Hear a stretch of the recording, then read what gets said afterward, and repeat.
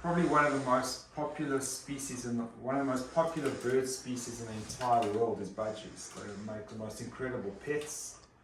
They're bonded, they're vocal, you can make a house a home.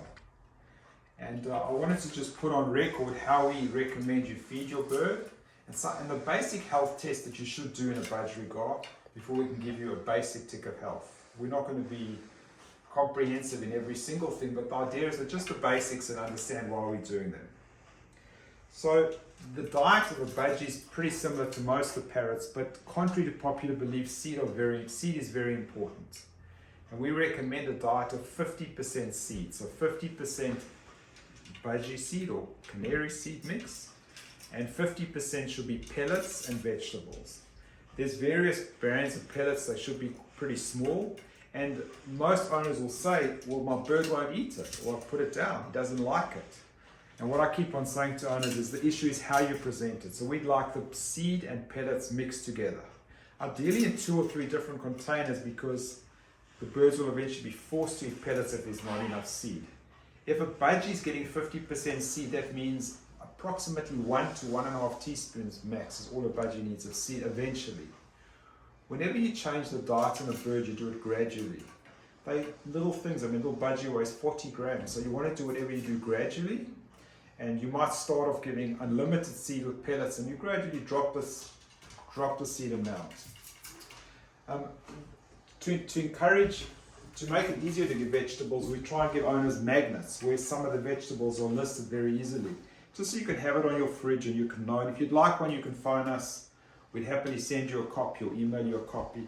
But the idea is to know there are lots of dark green vegetables that are very healthy to birds and should be given all the time.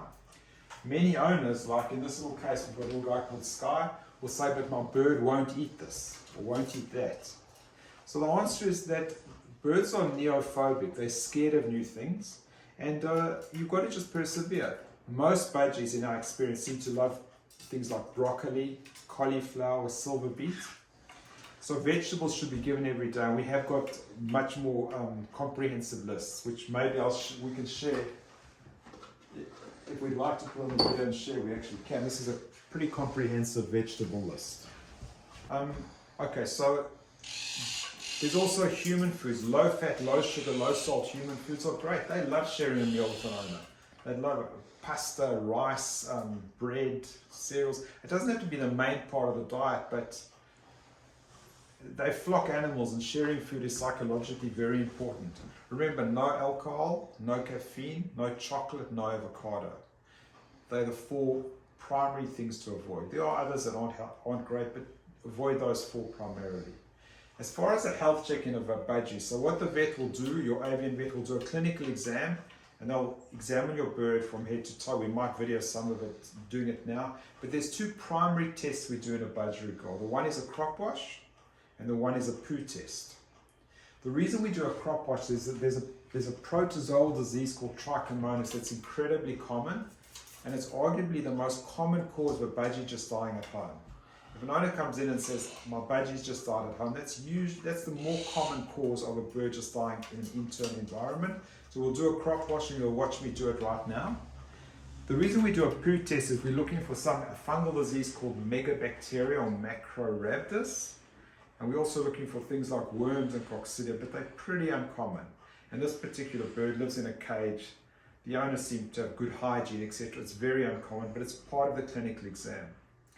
There's other disease that budgies get, which is not part of this particular YouTube video, chlamydia, etc., which we do test in certain cases.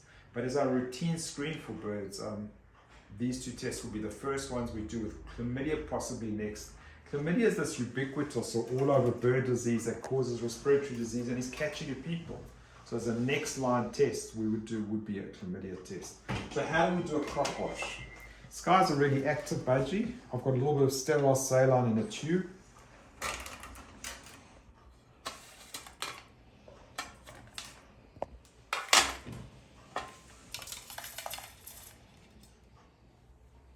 So we're handling our little bird very gently.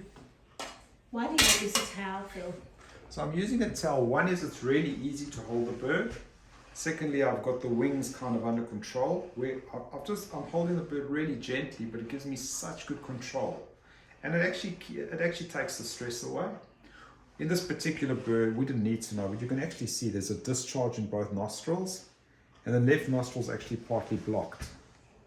So even though he's here just for a health check, there's some degree of respiratory disease in this bird. And it's something we will be addressing as well. But I just wanted to really show you a crop wash. So a crop is the first part of the gastrointestinal tract. So I'm taking a little tube. Sky's being really good in opening his mouth for me.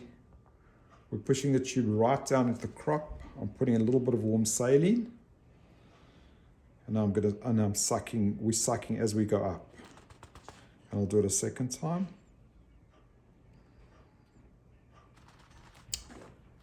And now I've got a little sample that I'm going to put under the microscope. So that's the crop wash.